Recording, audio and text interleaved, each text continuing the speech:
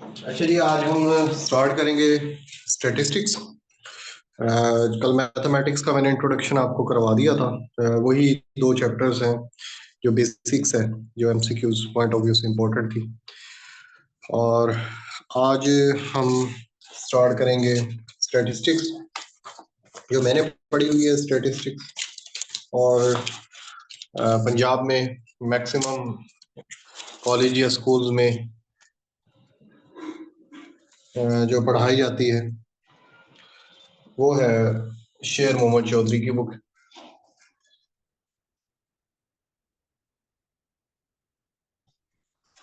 इसमें से इंशाल्लाह हम 6 चैप्टर कवर करेंगे।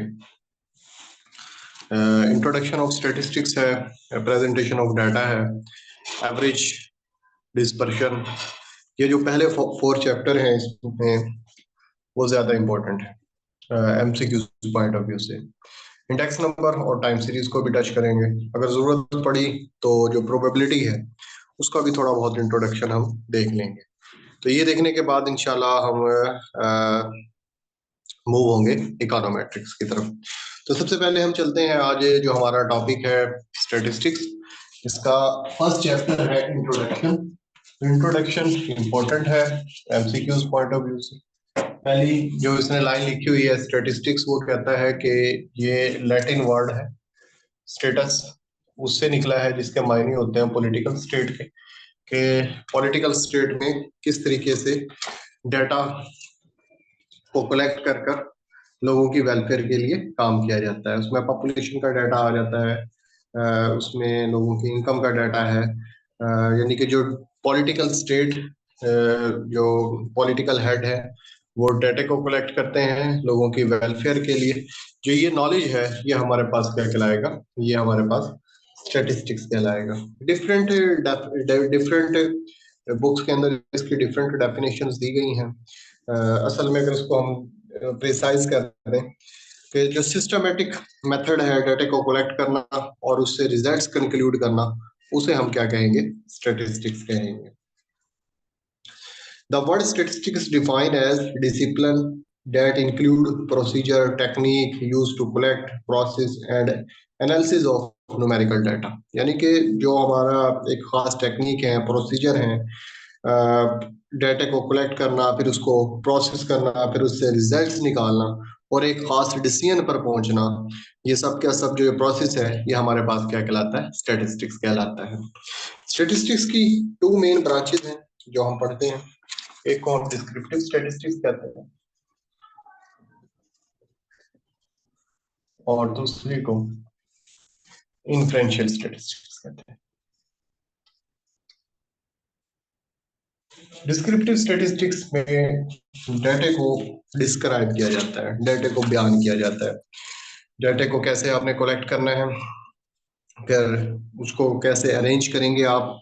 अरेंज करने में उसमें क्लासिफिकेशन आ जाती है, टैबुलेशन आ जाती है, उसकी फ्रीक्वेंसी डिस्ट्रीब्यूशन आ जाएगी, और फिर उसमें कुछ ऐसी वैल्यूज हमने फाइंड करनी है जो होल डाटा को प्रेजेंट करती हो, जैसे कि हम एवरेजेस फाइंड आउट करते हैं। और फिर हम उसके इर्द गिर्द देखते हैं कि जो हमने एवरेज वैल्यूज को फाइंड आउट किया है, इसके इर्द गिर्द बिखराव कितना है, डिस्पर्शन कितनी है। तो ये सारी की सारी जो चीजें हम पढ़ते हैं स्टैटिस्टिक्स के अंदर, ये सब की सब क्या कहलाती है, डिस्क्रिप्टिव स्टैटिस्टिक्स कहलाती है। उसमें हम अल्फा की वैल्यू फाइंड आउट कर रहे हैं, बीटा की वैल्यू फाइंड आउट करनी है, होती तो वो भी एवरेज ही है, एक्स और वाई की। तो ये जितने भी हम काम कर रहे होते हैं, ग्राफ्स बनाना, उनके टेबल्स बनाना, एवरेज फाइंड आउट करना, डिस्पर्शन फाइंड आउट करना, इन तमाम की तमाम चीजों का जो ताल्लुक होता है वो डिस्क्रिप्टिव स्टैटिस्टिक्स से होता है। इन्फ्रेंशियल स्टैटिस्टिक्स क्या होता है, जो हमने रिजल्ट्स फाइंड आउट किए होते हैं डिस्क्रिप्टिव स्टैटिस्टिक्स की, उनकी वैलिडिटी को चेक किया जाता है, इन्फ्रेंस बनाकर, हाइपोथेसिस बनाकर उन हाइपोथेसिस की टेस्टिंग की जाती है। उसे हम क्या कहते हैं, इन्फ्रेंशियल स्टैटिस्टिक्स कहते हैं, जिसमें हमारे पास जो डिफरेंट हम टेस्ट अप्लाई कर रहे होते हैं। तो स्टैटिस्टिक्स की मेन ब्रांचेस हैं descriptive statistics and inferential statistics. जो थर्ड ईयर में हम स्टैट्स को पढ़ाते हैं, वो सारी की सारी डिस्क्रिप्टिव स्टैटिस्टिक्स है। और जहाँ हाइपोथेसिस की बात आ जाती है, टेस्टिंग की बात आ जाती है, वो सारे के सारे हमारे इन्फ्रेंशियल स्टैटिस्टिक्स है। अब वो आपसे पूछ सकता है कि कोई भी स्टेटमेंट लिख दे कि ये किस किस स्कोप में आती है, डिस्क्रिप्टिव स्टैटिस्टिक्स की आती है या इन्फ्रेंशियल स्टैटिस्टिक्स की। तो ये डेफिनेशंस आपको पता होना चाहिए और इनका एरिया पता होना चाहिए कि इन्फ्रेंशियल स्टैटिस्टिक्स में क्या चीजें आ रही हैं और डिस्क्रिप्टिव स्टैटिस्टिक्स में क्या कौन कौन से टॉपिक्स आ रहे हैं। जैसा कि हमने पहले बात की कि जो स्टैटिस्टिक्स है ये डाटा की साइंस है, यानी कि हम डाटा को कलेक्ट करते हैं, फिर उसे हम अरेंज करते हैं, सिस्टमेटिक मेथड है, और उससे रिजल्ट कंक्लूड करते हैं। अब डाटा किस के अगेंस्ट कलेक्ट करते हैं, कोई ना कोई हमारा ऑब्जेक्ट होता है। ठीक हो गया। जैसा कि हमने सपोज दैट वाटर को चेक करना है कि ये पीने का काबिल है या नहीं, इसके अंदर कौन कौन से अज्जा है, ये हमारे पास क्या हो जाएगा, वाटर होगा। तो वाटर के अगेंस्ट हम क्या करना शुरू करेंगे, वाटर के अगेंस्ट हम इंफॉर्मेशन कलेक्ट करना शुरू करते हैं। जो इंफॉर्मेशन हम कलेक्ट करेंगे वो हमारे पास क्या कहलाएगा, डाटा कहलाएगा। अब डाटा को हमने फर्दर टू टाइप्स में डिवाइड कर दिया है। जो डाटा आएगा वो हमारे पास पॉपुलेशन की हो सकती है, और या वो हमारे पास सैंपल होगा। पॉपुलेशन क्या है, जिस ऑब्जेक्ट के अगेंस्ट हम काम कर रहे हैं उसकी कंप्लीट ऑब्जर्वेशन ले लें, जितनी पॉसिबल कंप्लीट ऑब्जर्वेशन है वो हम उसकी ले लें, तो उसको हम क्या कहते हैं, पॉपुलेशन कहते हैं। इसको लार्ज एन से हम शो करते हैं। जैसे कि मेरे कॉलेज के स्टूडेंट्स, मैं चेक करना चाहूँ कि मेरे कॉलेज में जो स्टूडेंट्स हैं वो देहाती हैं या शहरी हैं। अब वो 3000 स्टूडेंट हैं सपोज दैट, उनके मैं इंफॉर्मेशन कलेक्ट कर लेता हूँ 3000 की, तो वो क्या कहलाएगी, पॉपुलेशन कहलाएगी। ठीक हो गया। और जो उसके नंबर्स होंगे उसको मैं बिग एन से शो करूंगा। अब सम टाइम प्रॉब्लम क्या आता है कि हॉल ऑब्जर्वेशन की जो इंफॉर्मेशन रिकॉर्ड करना पॉसिबल नहीं होता, तो हम क्या कर लेते हैं, पॉपुलेशन का सबसेट ले लेते हैं। यानी कि जो 3000 स्टूडेंट हैं इसका डाटा मैं कलेक्ट अगर करूं तो टाइम भी ज्यादा है लगेगा, कॉस्ट भी ज्यादा आएगी। तो मैं क्या करूंगा, इसका सैंपल ले लेता हूँ, 1000 लोग ले लेता हूँ। तो इसको जो सैंपल लिया है इसको स्मॉल एन से शो करते हैं। अब सैंपल की तरफ क्यों गया हूँ, सैंपल की तरफ जाने की दो वजूहत होती हैं। एक वजूहत ये होती है कि सम टाइम पॉसिबल ही नहीं होता कि हॉल ऑब्जर्वेशन को आप लें। जिस तरह के समंदर का पानी आपने टेस्ट करना है तो वो तो पॉसिबल ही नहीं है। जिस तरह मैंने वाटर की एग्जांपल ली कि मैं वाटर को चेक करना चाहता हूँ, मैं तो पॉसिबल ही नहीं है कि पूरे घरों का जितना जेर जमीन पानी है वो निकाल कर बाहर ले आऊं। और अगर सम टाइम पॉसिबल भी हो तो कॉस्ट बहुत ज्यादा होती है। जिस तरह आप फैक्ट्री में जाएं और जो रेसिपी तैयार हो रही है अगर आप उसको चेक करना चाहें तो पूरे के पूरे रेसिपी को आप तैयार नहीं करते, बल्कि आप अगर खाना भी बना रहे हैं तो उसको टेस्ट करने के लिए उसमें थोड़ा सा खाना लेकर आप उसका नमक मिर्च वगैरह चेक कर रहे होते हैं। तो एक तो पॉपुलेशन पॉसिबल नहीं होती सम टाइम, अगर पॉसिबल भी हो तो वो कॉस्टली होती है। तो हम क्या करते हैं कि जो पॉपुलेशन है उसका सबसेट ले लेते हैं। तो पॉपुलेशन का सबसेट क्या कहलाता है, सैंपल कहलाता है। तो ये भी एक एमसीक्यूज बन गया। और जो पॉपुलेशन से हम रिजल्ट फाइंड आउट करते हैं उसको हम क्या कहते हैं, पैरामीटर। और जो सैंपल से हम रिजल्ट निकालते हैं उसको स्टैटिस्टिक कहते हैं। एस नहीं लगाएंगे, स्टैटिस्टिक सी के ऊपर खत्म कर देंगे। ठीक हो गया। तो बात हमारी कहाँ से चली, सी डाटा से, डाटा के अगेंस्ट किसी ऑब्जेक्ट के अगेंस्ट हम जो ऑब्जर्वेशन को रिकॉर्ड करेंगे। ठीक हो गया। अगर वो पॉसिबल ऑल ऑब्जर्वेशन है तो उसको हम पॉपुलेशन कहेंगे। अगर हमने तमाम की तमाम ऑब्जर्वेशन नहीं ली बल्कि उसकी लिमिटेड ऑब्जर्वेशन ली है तो उसको हम सैंपल कहते हैं। अब सैंपल को जो रिजल्ट निकालेंगे उसे हम स्टैटिस्टिक बोलते हैं। और जो पॉपुलेशन से हमने रिजल्ट्स निकाले हैं उसे हम क्या बोलते हैं, उसे हम पैरामीटर बोलते हैं। अब ये जो ऑब्जर्वेशन है ना, जो हमने किसी भी ऑब्जेक्ट के अगेंस्ट कलेक्ट की,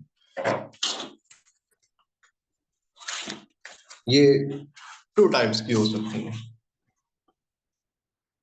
जो ऑब्जेक्ट्स के अगेंस्ट हमने ऑब्जर्वेशन कलेक्ट किए हैं ये टू टाइप्स की हो सकती हैं।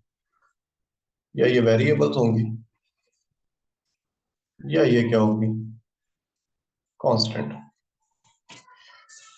कि हमने ये और इंफॉर्मेशन कलेक्ट कर रहे हैं वो सेम आ रही है। अगर सेम आ रही है तो पॉसिबल, तो हम इसके ऊपर आगे वर्क ही नहीं करेंगे स्टैटिस्टिक्स में। कांस्टेंट आ रही हैं तो वो वैल्यूज सेम आ रही हैं, कोई वेरिएबिलिटी नहीं। हमारा कंसर्न किससे होगा, ज्यादा वेरिएबल से होगा। वेरिएबल्स टू टाइप के होंगे, एक को हम क्वांटिटेटिव वेरिएबल कहते हैं, एक को हम क्वालिटेटिव वेरिएबल कहते हैं स्टैटिस्टिक्स में, जिनसे हमारा वास्ता पड़ता है। क्वांटिटेटिव वेरिएबल्स क्या है, जिनको नंबर्स की सूरत में हम मेजर कर सकते हैं, जैसे एज है, हाइट है, जीडीपी है, इन्फ्लेशन है। ये सारे के सारे वो ऑब्जेक्ट्स हैं जिस जब हम इंफॉर्मेशन कलेक्ट करेंगे इनके अगेंस्ट, तो हमें कोई ना कोई नंबर्स मिल जाएगा। सम टाइम जब हम इंफॉर्मेशन कलेक्ट कर रहे होते हैं उसमें वेरिएबिलिटी तो आ रही होती है, बट वो नंबर्स की सूरत में नहीं होती। सम टाइम हमें डाटा कलेक्ट करना है कि स्पेसिफिक रीजन में जो लोग रह रहे हैं उनकी आईज का कलर हम चेक करें। तो कुछ लोगों की ब्लैक आईज है, ग्रीन आईज है, ठीक हो गया, डिफरेंट आईज के कलर होते हैं। जेंडर को हम देख रहे होते हैं, मेल है, फीमेल है। सम टाइम हमें लोकेलिटीज को देखना पड़ता है, अर्बन है, रूरल है, ठीक है। एजुकेशन को हमें देखना पड़ता है, प्राइमरी पास है, मिडल है, मैट्रिक किया हुआ है। तो फिर ये वाले इस तरह के जो ऑब्जेक्ट्स होंगे उन्हें हम क्वालिटेटिव वेरिएबल्स कह रहे होते हैं। और इन वेरिएबल्स को भी एनालिसिस करने के लिए हमें न्यूमेरिक्स देने पड़ते हैं, यानी कि मेल के लिए अगर हम 1 का वर्ड यूज करें, फीमेल के लिए 0, आइज को हम रैंक कर लें 1 2 3 4, ठीक हो गया। मिडल के लिए 1, प्राइमरी के लिए 0, मैट्रिक के लिए 2 3। इस तरीके से जो क्वालिटेटिव वेरिएबल्स हैं उनके लिए भी हमें न्यूमेरिक्स के वर्ड यूज करने पड़ते हैं। बाकी इसमें डिस्क्रीट वेरिएबल हैं, कंटिन्यूस वेरिएबल हैं, वो बात हमारी कल हो चुकी है। नेक्स्ट टॉपिक है मेजरमेंट ऑफ स्केल्स का।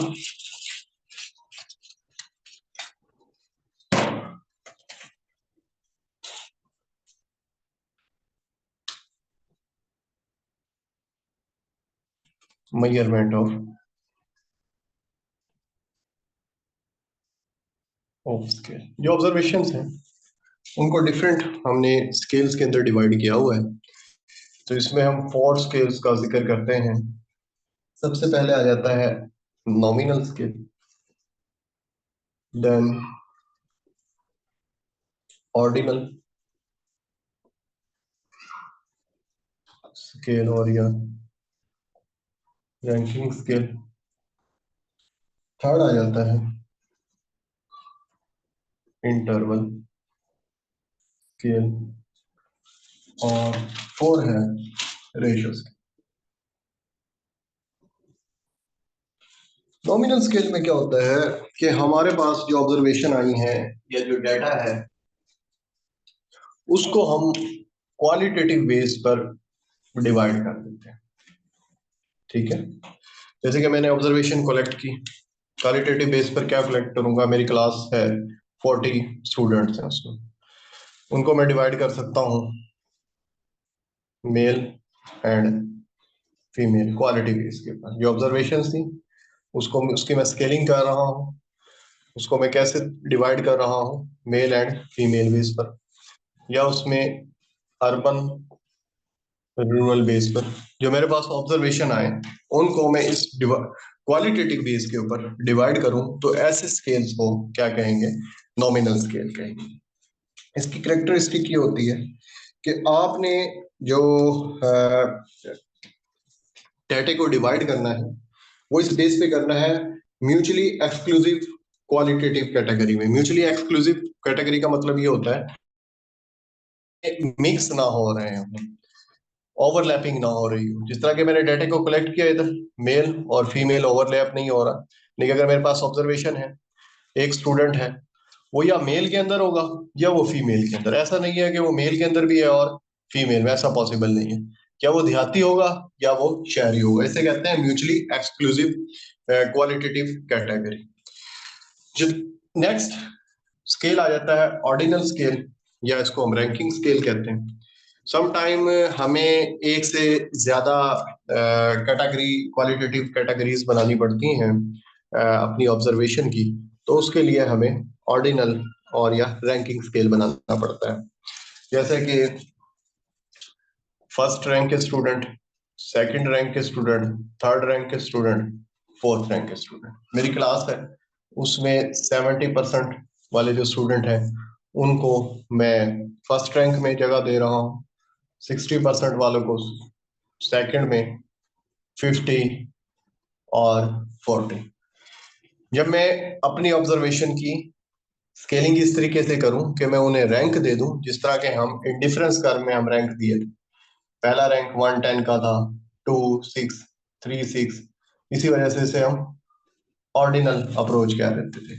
तो ऑर्डिनल स्केल के अंदर भी हम क्या करते हैं कि जो ऑब्जर्वेशन है मेरे पास, उसमें जो ऑब्जर्वेशन है उसको डिफरेंट मैंने रैंक्स दिए हुए हैं, इसको हम क्या कहेंगे, ऑर्डिनल या रैंकिंग स्केल कहेंगे। थर्ड आ जाता है इंटरवल स्केल। इंटरवल स्केल में क्या होता है कि एक टू डिफरेंट स्केल्स होते हैं, मगर एक स्केल में चेंज आने की वजह से दूसरे स्केल में जो चेंज आ रहा होता है वो एक खास इंटरवल के साथ आ रहा होता है। मगर इसका मतलब ये नहीं होता कि अगर एक स्केल 0 है तो दूसरा भी 0 हो जाएगा। इसमें हम बेहतरीन एग्जांपल देते हैं सेंटीग्रेड और फ़ारेनहाइट की। जैसे कि फ़ारेनहाइट का फार्मूला होता है, suppose F is equal to C95 9/5 plus 32। ये इसका इंटरसेप्ट है, suppose economics point of view से समझा रहा हूँ, और ये सपोज इसकी स्लोप है। अगर सेंटीग्रेड 0 हो तो फ़ारेनहाइट कितना हो जाएगा, 32। ये 32 हो जाएगा। तो इंटरवल स्केल की डेफिनेशन ये है, a measurement scale posing a constant interval size. ये इसका कांस्टेंट क्या है, इंटरवल साइज है 32। यानी कि जो चेंज आएगा सी के अंदर, यहाँ सी की वैल्यू अभी तो मैंने 0 पुट किया ना, 0 पुट करने से कितना आ गया, 32 आ गया। अगर मैं सी की वैल्यू पुट करता हूँ 30, तो फ़ारेनहाइट क्या आएगा, 86। अब ये जो इसमें जो गैप आ रहा है, ये 36 का, यहाँ कितने का गैप था, ये था 32 का गैप। इधर भी एक खास इंटरवल के साथ गैप आ रहा है। इसमें चेंज करने की वजह से फ़ारेनहाइट में जो चेंज आएगा, सेंटीग्रेड में जो चेंज आएगा, फ़ारेनहाइट में चेंज आएगा एक खास इंटरवल से। मगर सी 0 होने का मतलब ये नहीं है कि फ़ारेनहाइट भी क्या हो जाएगा, हमारा 0 हो जाएगा। तो ऐसे स्केल को हम क्या कह रहे होते हैं, इंटरवल स्केल कह रहे होते हैं। A measurement scale posing a constant interval but not true a 0 point.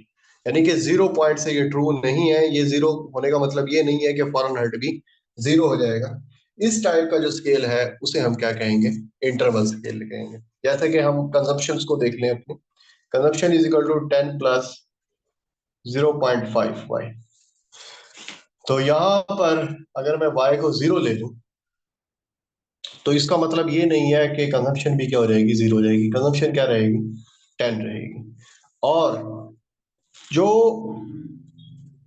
Consumption में चेंज आ रहा है इनकम की वजह से, वो एक खास इंटरवल के से आएगा, और वो इंटरवल क्या है, वो 10 इंटरवल। तो ऐसी स्केल को हम क्या कहेंगे, इंटरवल स्केल कहेंगे। ठीक हो गया। रेशियो स्केल, रेशियो स्केल में it is a special kind of interval scale, ये इसी की काइंड है। बट इसमें ये क्या होगा कि इसमें जो 0 पॉइंट है वो ट्रू होगा। यहाँ तो 0 का मतलब 0 नहीं था ना, यानी कि 0 सेंटीग्रेड मैंने कर दिया, तो इट मींस कि दर्जा हरारत नहीं है, ऐसा नहीं है, बल्कि 0 के ऊपर भी दर्जा हरारत होता है, जिसे हमने 32 सेंटीग्रेड कहा है। तो रेशियो स्केल में क्या होगा कि अगर एक वैल्यू 0 है तो इट मींस वो एग्जिस्ट नहीं करती। यानी कि अगर मैं कह दूं 0 kg, 0 kg का मतलब क्या है कि वजन नहीं है। पर यहाँ 0 सेंटीग्रेड का मतलब ये नहीं था कि दर्जा हरारत ही खत्म हो गया, दर्जा हरारत तो एग्जिस्ट कर रहा है। ठीक हो गया। तो रेशियो स्केल में क्या होगा कि अगर मैं किसी ऑब्जर्वेशन की वैल्यूज को 0 प्रेजेंट करूंगा, इट इट मींस वो क्या है, ट्रू है।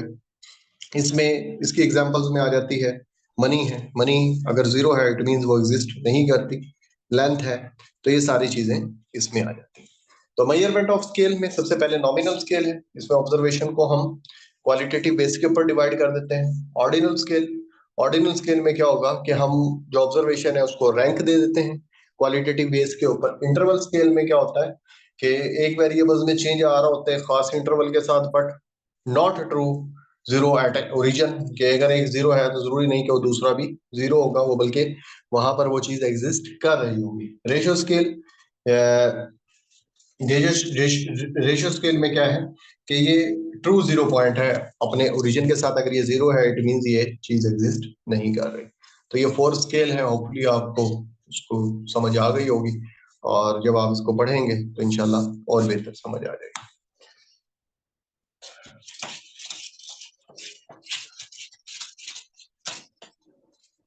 नेक्स्ट है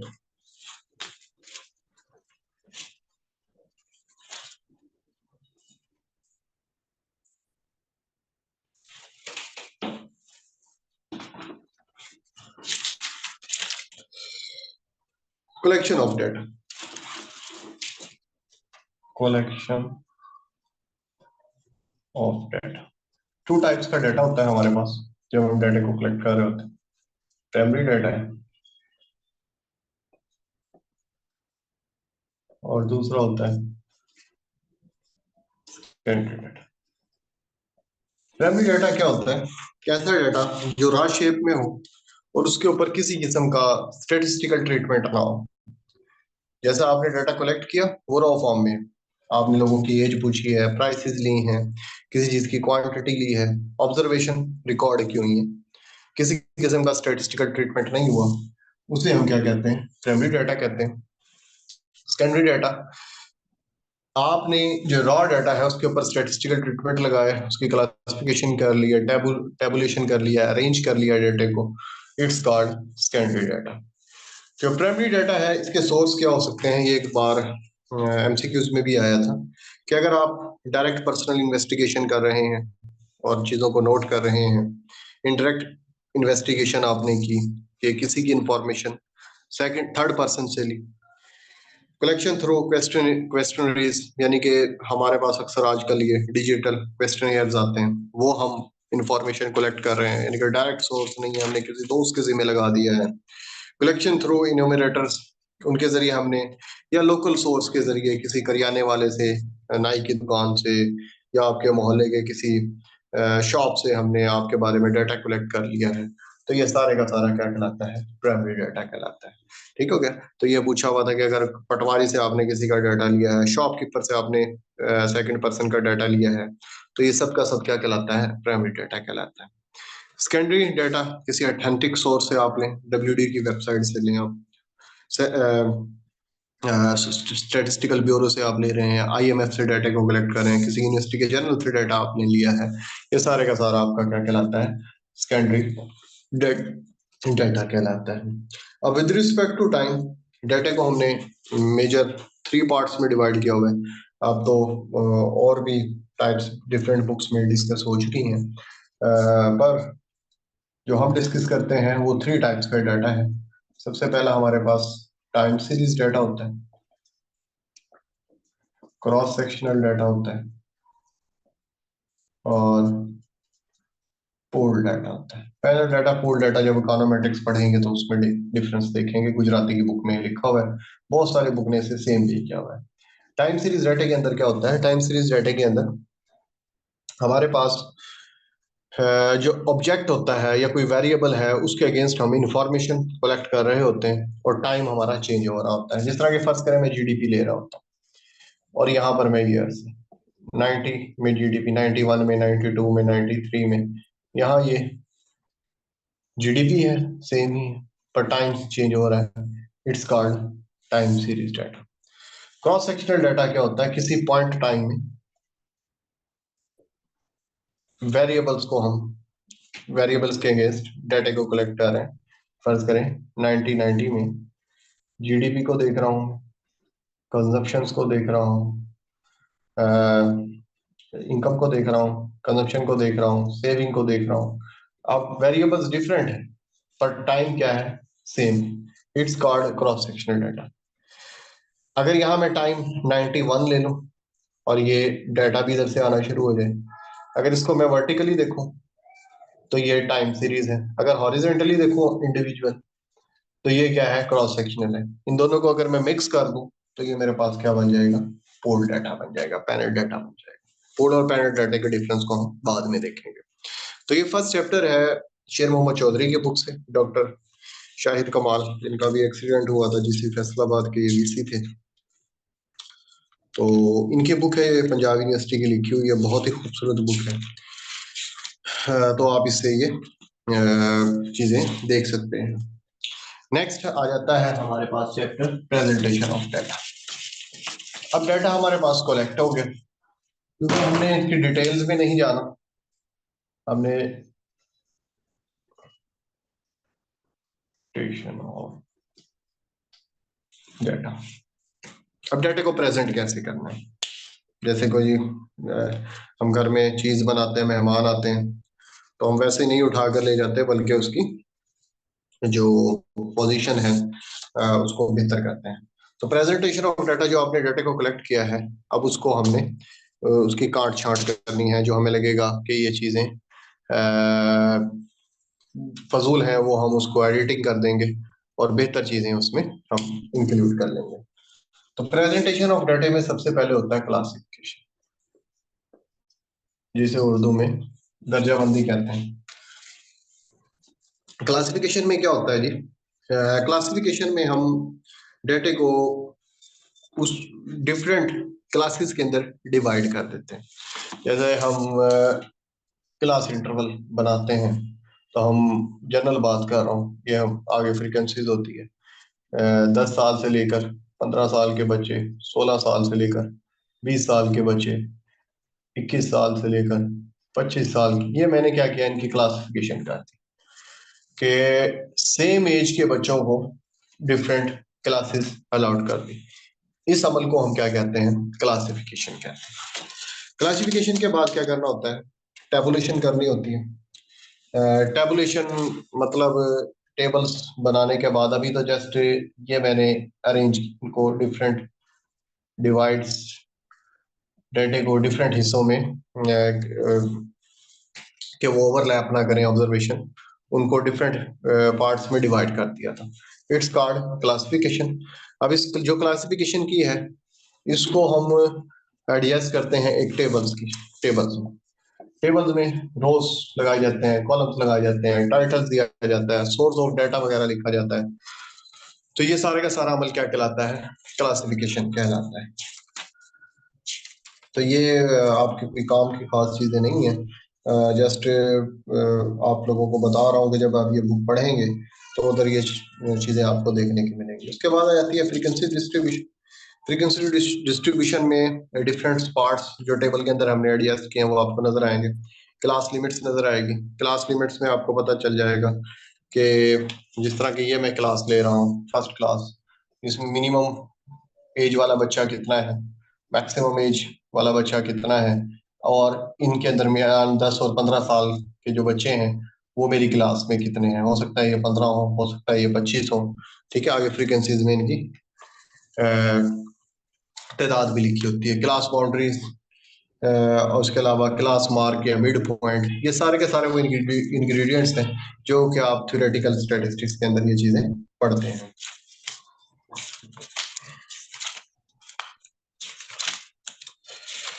अच्छा जी, ये डाटे को हम क्लासिफाई कर देते हैं, टेबल्स में डाल देते हैं, टेबल्स के इंग्रेडिएंट्स को पढ़ते हैं, उसमें हमें पता हो कि क्लास इंटरवल क्या है, क्लास बाउंड्री क्या है, फ्रीक्वेंसीज क्या है। ये सारी की सारी वो चीजें हैं जो थ्योरेटिकल हैं, इससे हमारा कोई खास ताल्लुक नहीं है। अगर आपने ये चीजें की हुई हैं तो आप इसको एक बार देख लीजिएगा। न्यूमेरिकल्स में जैसे ये चीजें हम तो जस्ट न्यूमेरिकल्स करते चले जाते हैं, बट हमें इनके नाम नहीं पता होते कि ये फ्रीक्वेंसीज, ये 15 लिखा हुआ है तो ये क्यों लिखा हुआ है, और इसकी क्या रीजंस हैं। ये इस बुक में बड़ी डिटेल्स के साथ बताया गया है। अगर आप इसको पढ़ना चाहें तो आप इसको पढ़ सकते हैं। तो जो नेक्स्ट टॉपिक है वो हमारा है डायग्राम। क्लासिक प्रेजेंटेशंस के बाद प्रेजेंटेशन ऑफ डाटा को हम पढ़ रहे हैं। अभी हमने डाटा को टेबल्स के अंदर डिस्कस किया है, क्लासिफाई किया है, टेबुलेट किया है। उसके बाद आ जाती हैं इसमें डायग्राम्स। अब जो डाटा आपने ग्राफ उसमें टेबल में प्लॉट कर दिया है उसको हम डायग्राम की मदद से प्रेजेंट करते हैं। तो डायग्राम्स में हमारे पास 5 किस्म की डायग्राम होती हैं। सबसे पहले होती हैं लीनियर डायग्राम्स। लीनियर डायग्राम ये इसको वन मेंशन डायग्राम्स कहते हैं। इसमें जो हम डायग्राम बना रहे होते हैं उसकी लेंथ की वजह से और या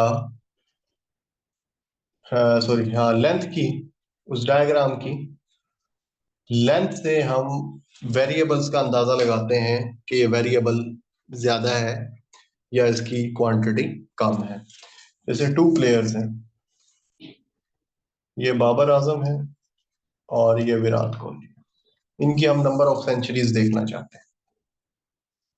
ये बार है, तो ये बार देखकर आपको अंदाजा हो जाएगा कि विराट कोहली की जो नंबर ऑफ सेंचुरीज है वो ज्यादा है और बाबर आजम की क्या है, कम है। यहाँ पर नंबर ऑफ सेंचुरीज लिखे।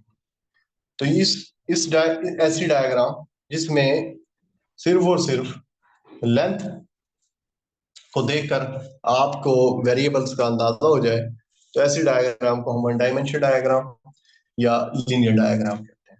सेकंड होती है 2 डायमेंशन डायग्राम।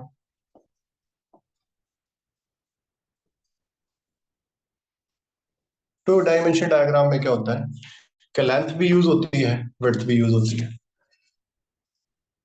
अब यहाँ पर हम नंबर ऑफ मैचेस ले लेते हैं और यहाँ पर नंबर ऑफ सेंचुरीज ले लेते हैं।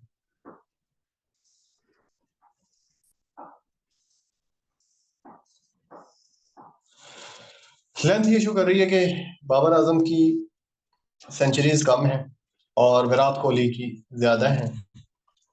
साथ ही जो वर्थ है वो ये मैच भी कम खेले हैं क्योंकि इसकी वर्थ कम है और इसकी वर्थ क्या है, ज्यादा है, तो इसने मैच भी क्या खेले हुए, ज्यादा खेले हुए। ठीक हो गया। तो ऐसी डायग्राम को हम क्या कहते हैं, 2 डायमेंशन डायग्राम कहते हैं। लीनियर या लीनियर या वन डायमेंशन डायग्राम्स के टाइप में आ जाता है सिंपल बार चार्ट आ जाते हैं। Simple bar chart, component. क्योंकि अब मेरे पास कोई ऐसे मेथड नहीं है कि मैं आपको ये डायग्राम सारी की सारी बना दूं। ठीक हो गया।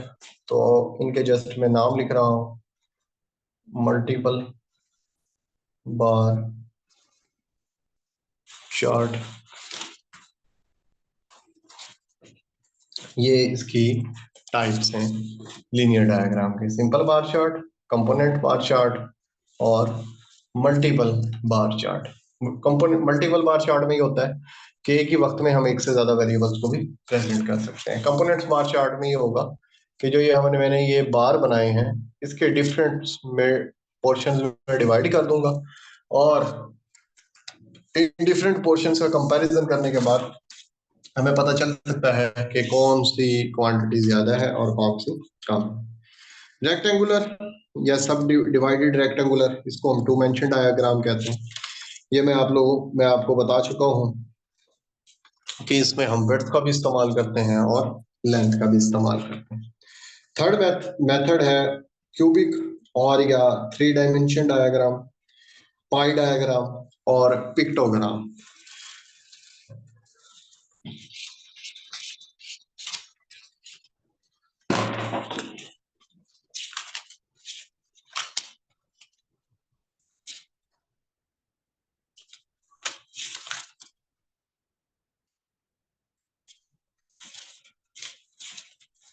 हाँ जी, cubic 3 dimensional diagram, pie diagram और पिक्टोडायग्राम, ये सारे डायग्राम्स के टाइप्स हैं।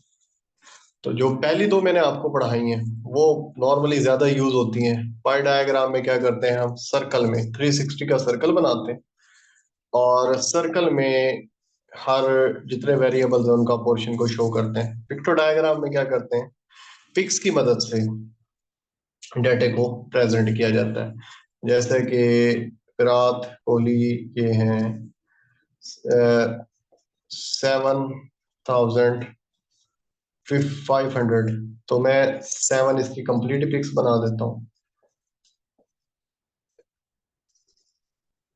ये पिक्स बना दी मैंने 7, और जो आखिरी पिक्स है वो मैंने आधी बना दी। जो ये शो कर रही है ये हाफ पिक्स है, ये हाफ को शो कर रही है। तो पिक्स की मदद से भी इन चीजों को शो किया जाता है।